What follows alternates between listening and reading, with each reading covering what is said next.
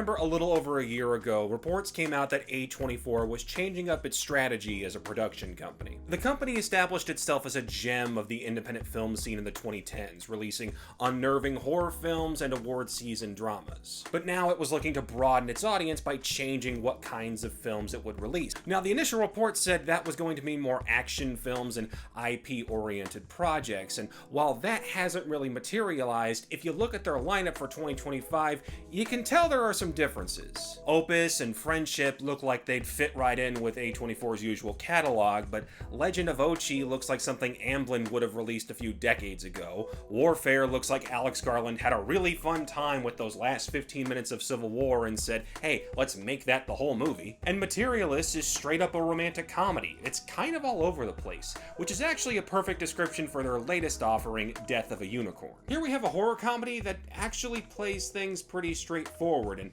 never veers off into the more unhinged aspects A24's horror films tend to bring. As a result, while the title is eye-catching, this winds up being one of A24's more forgettable offerings. The film sees Paul Rudd and Jenna Ortega as a father-daughter duo. They're estranged after her mother's passing, but Rudd is trying to secure this massive business deal with a family of eccentric billionaires, and while she wants nothing to do with the situation, he needs her along for the ride. But things take a turn when Rudd accidentally hits something on the way to the mansion, which turns out to be an actual honest-to-God unicorn. And not just a horse with a horn on its head, but the entire medieval unicorn myth. The horn is magic, their blood can heal anything, they're friendly towards younger women, the whole thing.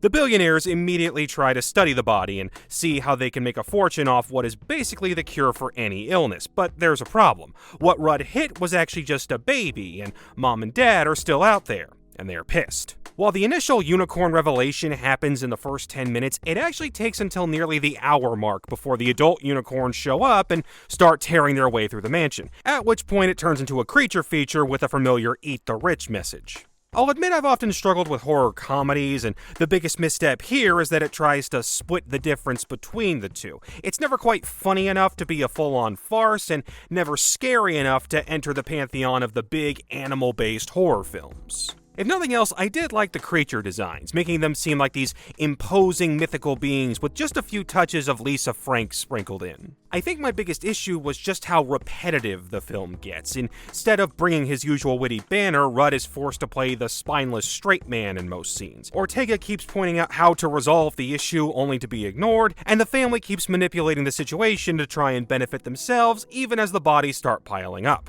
Said family also gets the most laughs by far. Richard E. Grant is always fun when he gets to be loud and bombastic. Taya Leone embodies the denial so many rich folk live in as their altruism turns out to be purely performative, and Will Poulter nails being the clueless, spoiled frat bro. Also, shout out to NoHo Hank for being the smartest person in the movie, though I won't spoil how. Overall, I wish Death of a Unicorn had just picked a lane and stuck with it. If you want to be a comedy with a message about classism, you can do that. If you want a message-laden horror film with an unorthodox monster, you can go that route too. But trying to do both while also taking one of our best charismatic comedic actors and make him play the least funny role in the film were a couple of decisions that killed this movie's potential in the crib. You guys can skip this one, and here's hoping this isn't a sign of things to come for A24's other movies coming out this year. Thanks for watching. I'll see you guys next time.